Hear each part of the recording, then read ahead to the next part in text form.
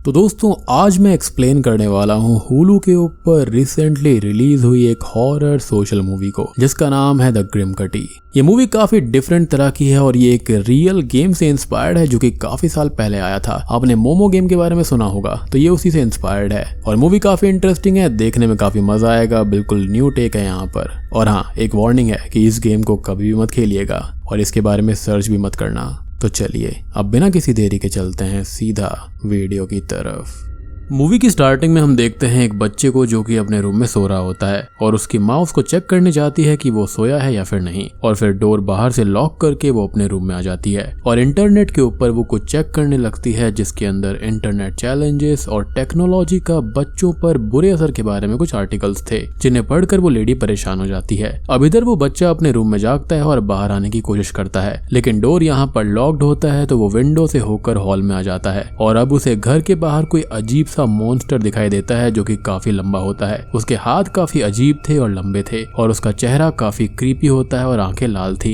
अब वो बच्चा उस मॉन्स्टर से डरकर अपने बचाव के लिए एक नाइफ उठा लेता है और वो मॉन्स्टर घर के अंदर आ चुका था और उस पर अटैक करने लगता है। वो बच्चा भागकर अपनी मदर के रूम में चला जाता है और वो मॉन्स्टर उसका पीछा कर ही रहा था। अब माँ अपने बच्चे को ऐसे देखकर और परेशान हो जाती है और उसको समझाती है कि सब कुछ ठीक है और अब वो फिर से खुद को हर्ट ना करे, लेकिन उस बच्चे को मॉन्स्टर दिखाई दे रहा था और वो उसकी ओर बढ़ता आ रहा था उसे मारने के लिए। अब वो बच्चा अपनी माँ को ही स्टैब कर देता है, जिसके साथ ही ये सीन यहाँ पर शिफ्ट हो जाता है। अब हम देखते हैं टीनेजर आशा चौधरी को, जिसने अपना नया यूट्यूब चैनल बनाया था और उस पर वो ASMR वीडियोस बनाया करती थी। और ASMR वीडियोस का मतलब ऐसी वीडियोस होती हैं जिसके साउंड और विजुअल से हम रिलैक्स होते हैं। थोड़ा सा और स्पेसिफिकली बताऊं तो इसको ऑटोनोमस सेंसरी मेरिडियन रेस्पॉन्स कहा जाता है, जो कि एक काइंड ऑफ टिंगलिंग सेंसेशन होती है, बेसिकली एक रिलैक्सिंग सेंसेशन होती है और ये पैरेस्थीसिया का एक प्लेजेंट फॉर्म होता है। खैर आशा के चैनल पर व्यूज अभी काफी कम आ रहे होते हैं तो सारे टीनेजर्स की तरह उसे भी थोड़ी टेंशन होने लगती है कि ये काम होगा या फिर नहीं।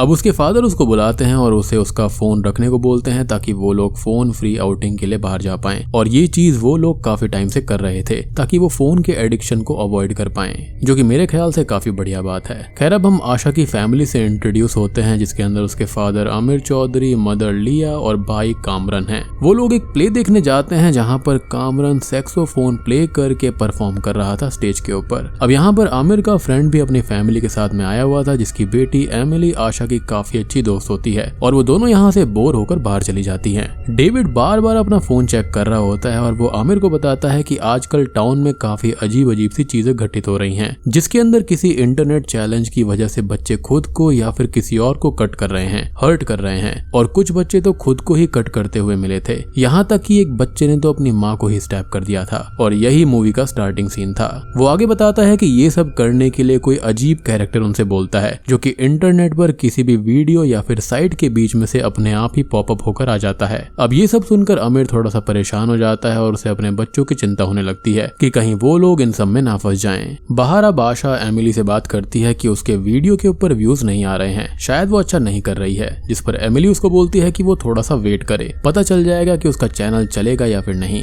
बेसिकली यहाँ पर वो उसको बहुत ही ज्यादा मोटिवेट कर रही थी कि उसका चैनल चल ही जाएगा। खैर अब तभी आशा उसके फोन पर अपना चैनल चेक करती है जहाँ पर वीडियो पर एक कमेंट आया हुआ था किसी कैसिडी नाम की लड़की का, और एमिली बोलती है कि वो अच्छी लड़की नहीं है और वो वीडियो से ऑफेंड हो गई होगी, और इसकी भी टेंशन आशा को हो जाती है। अब आमिर वहाँ पर आता है और एमिली तभी अंदर चली जाती है। अब आमिर आशा से बात करता है, उसको ये बोलता है कि वो समझ सकता है कि ये फोन वगैरह से दूर रहना आजकल के बच्चों के लिए आसान नहीं है और अभी जो कुछ सालों का समय उसके पास में है वो उसका सही यूटिलाइजेशन करे, ना कि फोन और इन सब चीजों में उसको वेस्ट कर दे। बस यही वो चाहता है। जिस पर वो ये कहती है कि उसका समय बर्बाद तो स्कूल के बाद फील्ड एक्सरसाइज करने में भी होता है, जो कि बिल्कुल अलग था। फिजिकल एक्टिविटी बहुत ही ज्यादा जरूरी होती है आपकी बॉडी के लिए। खैर अगले सीन में सभी लोग घर पर होते हैं और आमिर काफी परेशान था और ऑनलाइन आर्टिकल्स देख रहा था जिसके अंदर किड्स को होने वाली एंग्जाइटी का मेन रीजन फोन्स को बताया जा रहा था। अब उसे और लिया को एक उनके फ्रेंड्स के मैसेजेस आते हैं जिसके अंदर उस ऑनलाइन चैलेंज के क्रीपी कैरेक्टर की फोटो थी और इसे ही हमने मूवी की स्टार्टिंग में देखा था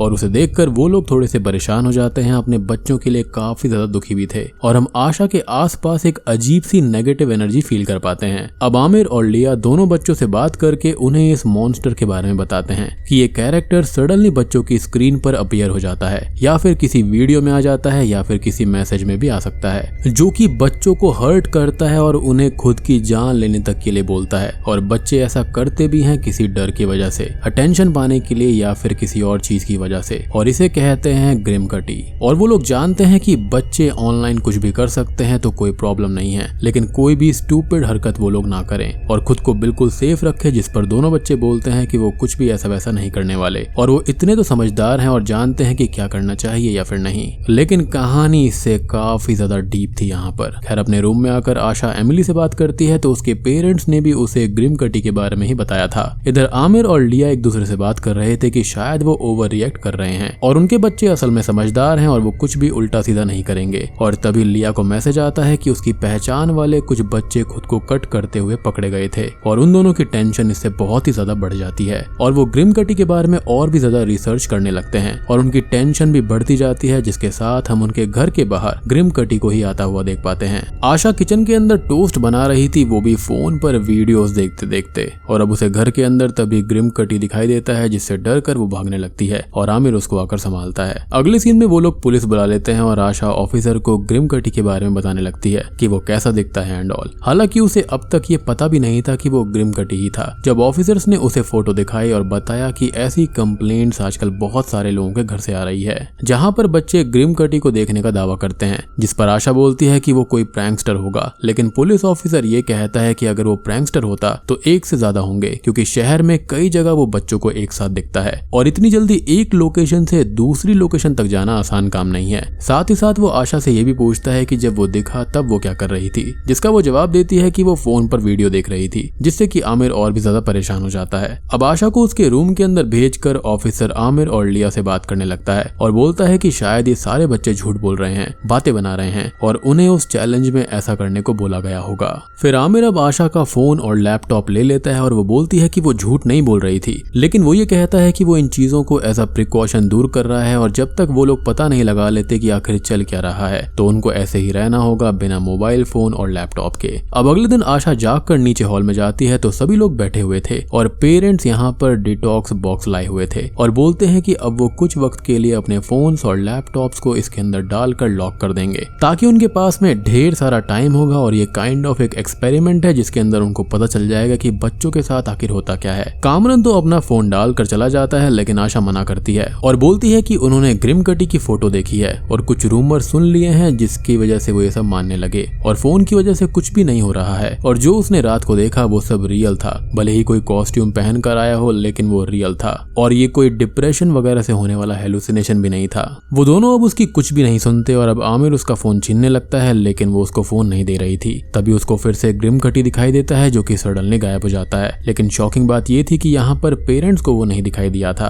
अब रात को आशा कामरन के रूम में जाकर उसका बैकअप लैपटॉप यूज करती है जिसे उसने छुपा रखा था, लेकिन तब तक आमिर घर का वाईफाई भी बंद कर देता है। तभी आशा अपना फोन डिटॉक्स बॉक्स से चुपके से निकाल लेती है और तभी उसे कैसिडी का कॉल आने लगता है जिसको उसने मैसेज डाला था और अब उसके पेरेंट्स भी आवाज सुनकर नीचे आने लगते हैं, जिनसे छुपकर वो घर में यहाँ वहाँ जाने लगती है और वो दोनों उसको ढूंढने लगते हैं। कैसिडी और एक फ्रेंड वीडियो कॉल पर उससे बात कर रही थी और वो बोलती है कि ये ग्रिमकटी वाला मैटर सभी लोगों की फैमिली डिस्कस कर रही हैं और काफी बच्चों के पेरेंट्स उनका फोन छीन रहे हैं और कल उन सभी को हर हालत में स्कूल आना होगा ताकि वो इसके बारे में डिस्कशन करके कोई उपाय निकाल पाएं। आशा बात करते करते गराज तक आ गई थी और अब उसे वहां पर ग्रिमकटी दिखाई देता है, जिससे डर कर वो भागने लगती है और वो उसका पीछा करने लगता है। आशा ने डिटॉक्स बॉक्स को एक नाइफ से खोला था तो वो अभी भी उसके पास में ही था और वो वॉशरूम में जाकर छुप जाती है और ग्रिमकटी उसको पकड़ लेता है और उसका हाथ काटने लगता है, लेकिन समहाउ वो खुद को बचाकर अंदर खींच लेती है और उसे स्टैब भी कर देती है। अब तक उसके पेरेंट्स वहां पर आ गए थे और वो उसको संभालते हैं जो कि बहुत ही ज्यादा डरी हुई थी, जिससे उनकी भी टेंशन अब काफी बढ़ जाती है।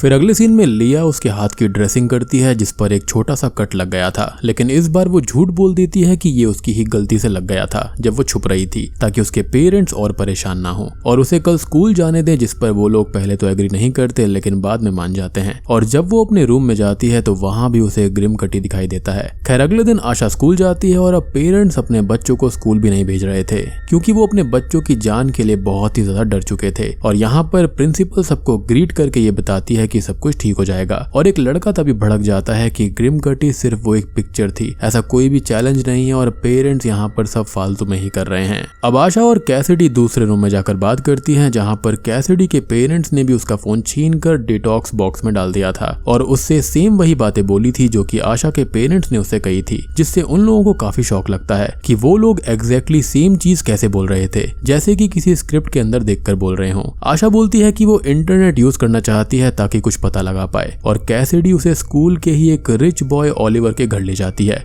जहां पर वो इंटरनेट का इस्तेमाल कर पाए क्योंकि स्कूल का इंटरनेट भी बंद हो गया था। खैर अब वो लोग ओलिवर के घर जाती हैं, जिसके रिच पेरेंट्स अक्सर काम के सिलसिले में बाहर ही रहा करते थे और वो घर पर अपने दोस्तों के साथ पार्टी करता रहता। वो दोनों उससे लैपटॉप यूज करने का बोलती हैं, जिस पर वो एग्री करता है। और यहाँ पर आए बच्चे ग्रिम कटी को मजाक में ले रहे थे, तो एक लड़का मजाक में वीडियो बनाता है कि वो सब ग्रिम कटी चैलेंज के अंदर इन्वॉल्व हैं। ओलिवर उन दोनों को अपना लैपटॉप दे देता है और वो दोनों उसमें डिटॉक्स बॉक्स के बारे में सर्च करती हैं। इधर हॉस्पिटल जहां पर लिया काम किया करती थी, काफी केसेस वहां पर ऐसे आने लगे थे, उन बच्चों के भी जो खुद को कट कर रहे थे, और इससे वो काफी ज्यादा परेशान थी क्योंकि उसके बच्चे के साथ में भी सेम चीज हुई थी। लेकिन यहाँ पर आशा ने उस बात को एक्सेप्ट नहीं किया था ताकि उसके पेरेंट्स यहाँ पर चिंता ना करें। अब तभी आमिर लिया को कॉल करके ये बताता है कि आशा स्कूल में नहीं है, और वो घर जाकर चेक करता है कि वो घर पहुंची या फिर नहीं। इधर आशा और कैसिडी चेक करती हैं डिटॉक्स बॉक्स के बारे में, तो उन्हें एक ब्लॉगर मेलिंडा का पेज मिलता है, और ये वही है जिसको हमने मूवी की स्टार्टिंग में देखा था।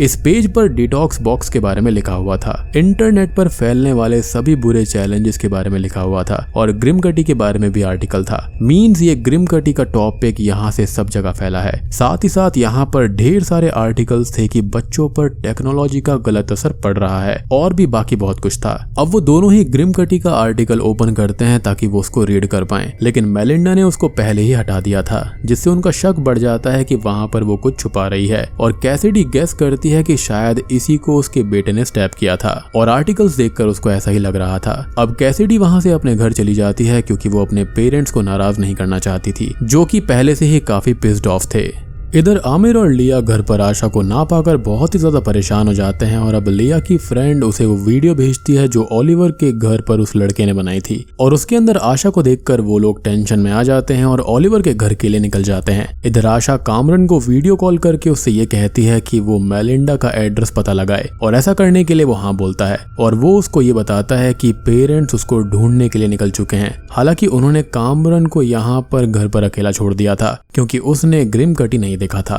तो वो उसके लिए इतने परेशान नहीं थे, जो कि बहुत ही अजीब बात थी। अब आशा अपने सोशल मीडिया हैंडल के ऊपर पोस्ट कर देती है कि मेलिंडा नाम की एक लेडी है जिसने ग्रिम कटी हिस्टेरिया को शुरू किया था, और आशा ग्रिम कटी के बारे में पोस्ट कर रही थी। ये देखकर लिया और आमिर की टेंशन बढ़ जाती है। अब बात करें हिस्टेरिया वर्ड के बारे में, तो ये एक ऐसी स्टेट या फिर कंडीशन होती है जिसके अंदर इंसान अपने इमोशंस या फिर भावनाओं पर पकड़ खो देता है, और उसके अंदर के नेगेटिव साइड की भावनाएं बाहर आने लगती हैं, जिन्हें वो रियलिटी मानने लगता है। और इससे ही रिलेटेड होता है मास हिस्टेरिया, जो कि एक साथ बहुत बड़े स्केल पर बहुत सारे लोगों के साथ में एक तरह के इमोशंस हो जाते हैं, और उनके सोचने समझने की क्षमता डल पड़ जाती है। अब इधर आशा को घर के बाहर ग्रिम कटी दिखाई देता है, जिससे वो बहुत डर जाती है, और अब वो घर के अंदर आ गया था, जो कि सिर्फ उसको ही दिख रहा था, बाकी किसी को भी नहीं दिखता। वो उससे डर कर भागती है और वो उसके पीछे आ जाता है और किचन में उसको पकड़कर उसके पैर पर कट लगाने लगता है, लेकिन पास में ही रखे नाइफ से आशा उसके ऊपर अटैक कर देती है और वो वहां से भाग जाता है। वो बाहर आती है नाइफ लेकर, लेकिन वो उस पर फिर से अटैक करके उसे कट करने लगता है। लेकिन अब तक आमिर और लिया वहां पर आ जाते हैं, लेकिन उन्हें और बाकी किसी को भी ग्रिम कटी नहीं दिख रहा था, और उन्हें वहां पर सिर्फ आशा दिखाई दे रही थी, जो कि खुद को ही कट कर रही थी। वो दोनों आशा को संभालते हैं और उसे बाहर लेकर उसके घाव पर बैंडेजेस लगा देते हैं, और तभी आमिर को नोटिफिकेशन आती है कि घर पर कोई वाईफाई चला रहा है, और वो बताती है कि उसी ने कामरन को वाईफाई यूज करने के लिए बोला था। लेकिन तभी आमिर उस पर गुस्सा होता है और जल्दी ही घर के लिए निकल जाता है। अब घर पर कामरन जो होता है वो मेलिंडा का एड्रेस ढूंढ लेता है, लेकिन अब उसे भी ग्रिम कटी दिखने लगा था और वो उस पर भी अटैक कर देता है। वो तीनों घर पर आते हैं और अंदर आने पर उन्हें कामरन बेहोश मिलता है, जिसके गले को बांधा हुआ था, और अब आमिर पूरी तरह से आशा को इसका दोषी मानने लगता है। फिर आशा और कामरन को हॉस्पिटल के अंदर एडमिट किया जाता है, जहां पर कामरन को अभी तक होश नहीं आया था, लेकिन डॉक्टर्स ने उसे खतरे से बाहर बताया। आशा बोलती है कि ये उसकी गलती नहीं है और डैड उसे ही गलत समझ रहे हैं, जिस पर लिया बोलती है कि वो जानती है कि उसकी गलती नहीं है, लेकिन आमिर यहाँ पर डरा हुआ है, इसलिए वो ओवर रिएक्ट कर रहा है। और उन लोगों को आशा खुद को कट करती हुई मिली थी, और वो लोग क्या कर सकते हैं, और अब आशा को एक बहुत ही अच्छे डॉक्टर से कंसल्ट करना पड़ेगा। लिया के जाने के बाद में आशा कामरन का लैपटॉप देखती है, जो कि लिया यहीं पर ले आई थी। उसको अब मेलिंडा का एड्रेस मिल जाता है और वो लिया की कार कीज लेकर उसके घर के लिए निकल जाती है। लेकिन उसे पता चलता है कि कैसिडी भी यहाँ पर एडमिट है। वो उसके पास में जाती है और पूछती है कि उसके ऊपर कब ग्रिमकटी ने अटैक किया था, जिस पर वो बताती है कि उसके पेरेंट्स रात को कोई वीडियो देख रहे थे और वो काफी ज्यादा डर गए थे और उसे उसके रूम में उन्होंने भेज दिया, जहाँ पर ग्रिमकटी ने उसके ऊपर अटैक किया और उसके पैरों पर काफी गहरे कट आ गए थे और अब उसके पेरेंट्स को लगने लगा कि वो अपनी जान लेना चाहती है। आशा उससे बोलती है कि ग्रिमकटी ने उसके ऊपर अटैक तब किया था जब उसके पेरेंट्स उसके लिए डर गए और कामरन के ऊपर भी तभी अटैक हुआ था जब उसके पेरेंट्स को ये पता चला कि वो घर पर इंटरनेट यूज कर रहा है और वो उसके लिए परेशान हो गए थे। इसका मतलब ये है कि जब भी पेरेंट्स डरे हुए होते हैं उनके हिस्टेरिया से ग्रिमकटी अटैक कर देता है, यानी कि ग्रिमकटी के अटैक करने का सोर्स यहाँ पर इंटरनेट और डर है। जितना ज्यादा डर होगा उतना ज्यादा उसको ताकत मिलती है। पेरेंट्स को पता नहीं होता कि उनके ही हिस्टेरिया से ग्रिमकटी आकर अटैक करता है और वो उसे देख भी नहीं पाते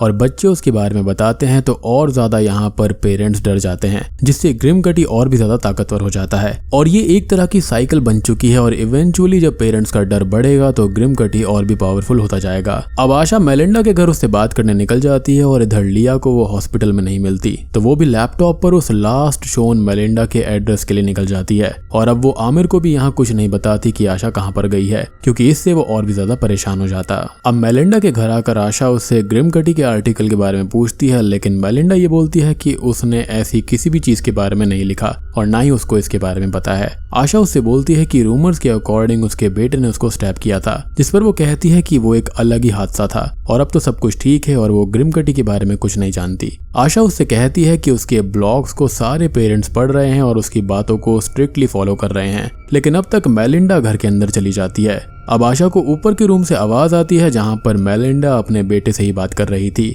और अब वो घर के अंदर चुपके से जाने का डिसाइड करती है। उसे घर के बाहर ट्रैश में पड़े हुए मोबाइल्स, फोन्स और गेमिंग कंसोल्स वगैरह मिलते हैं जिन्हें तोड़कर फेंका गया था, यानी कि यहाँ पर मेलिंडा काफी कुछ छुपा रही थी। अब वो चुपके से घर के अंदर चली जाती है और मेलिंडा के बेटे ब्रैंडन के रूम तक पहुंच जाती है और यहाँ पर वो ब्रैंडन को एक क्लोजेट के अंदर बंद पाती है। अब मेलिंडा भी वहां पर गन लेकर आ जाती है और वो बोलती है कि ये खुद ब्रैंडन ने ही किया है, खुद को लॉक करना उसे बचाने के लिए है और उसकी एक रिक्वेस्ट है कि आशा यहाँ से चली जाए। लेकिन अब तक लिया भी वहां पर आ जाती है और मेलिंडा अपनी गन को छुपाकर आशा को एक रूम के अंदर लॉक कर देती है। वो लिया से बोलती है कि आशा उसके घर में जबरदस्ती घुसाई है और लिया उसे लेकर यहाँ से जल्दी जाए और लिया काफी शर्मिंदा थी आशा की इस हरकत के लिए, तो वो उसे वहां से ले जाती है और आशा उसे बार बार ब्रैंडन के बारे में बताने की कोशिश करती है, लेकिन अब वो उसको स्लैप करके यहाँ से ले जाती है। कार के अंदर आशा बार बार बोलती रहती है कि मेलिंडा ने अपने बेटे को क्लोजेट के अंदर रखा हुआ है और उसे भी ग्रिमकटी दिखाई देता है और ये एक हिस्टेरिया की तरह है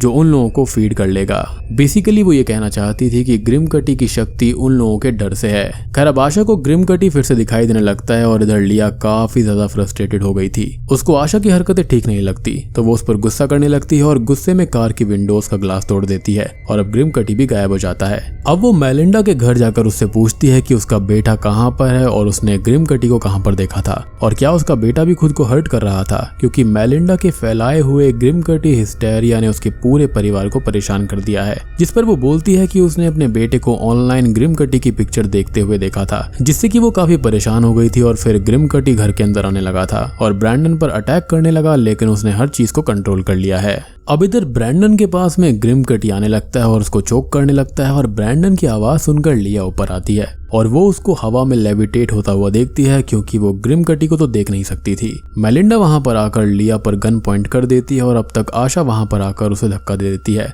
जिससे वो गिर जाती है और ग्रिमकटी भी गायब हो जाता है। मेलिंडा फिर से अपनी गन उठाकर उन दोनों पर पॉइंट करती है और ये बोलती है कि उसी ने वो फोटो सब जगह फैलाई थी और इसी बीच ब्रैंडन उसके पैर में स्टैब कर देता है। इधर हॉस्पिटल में आमिर कामरन का लैपटॉप देखता है और उसकी सर्च हिस्ट्री देखता है तो उसमें बहुत बार ग्रिमकटी को सर्च किया गया था और काफी वियर्ड और डेंजरस चीजें भी सर्च में थी। और अब आमिर परेशान और एंग्री होकर कामरन से इसके बारे में पूछता है तो वो बताता है कि उसके स्कूल में इन चीजों के बारे में बात होती थी, तो वो क्यूरियोसिटी के चलते इन्हीं चीजों को ऑनलाइन सर्च करता था। अब वो उसको कहीं ले जाने लगता है और अब तक लिया और आशा हॉस्पिटल आ गए थे, वो भी अपने साथ ब्रैंडन को लेकर। और यहाँ पर आशा को कैसिडी का पता चलता है कि उसने खुद को मारने की कोशिश करी थी, वो भी नेक में खुद को स्टैब करके। लिया अब आमिर के पास में आती है और उसको एक इंजेक्शन देती है जिससे कि वो रिलैक्स हो जाए, क्योंकि अभी वो काफी फ्यूरियस हो गया था। वो इंजेक्शन अपने पास रख तो लेता है लेकिन उसको इंजेक्ट नहीं करता और अब तक कामरन वहां से भाग जाता है जिसके पीछे एक ग्रिम कटी लग चुका था। वो जाकर अब एक स्टोरेज रूम के अंदर छुप जाता है जहां पर आशा उसके पीछे आती है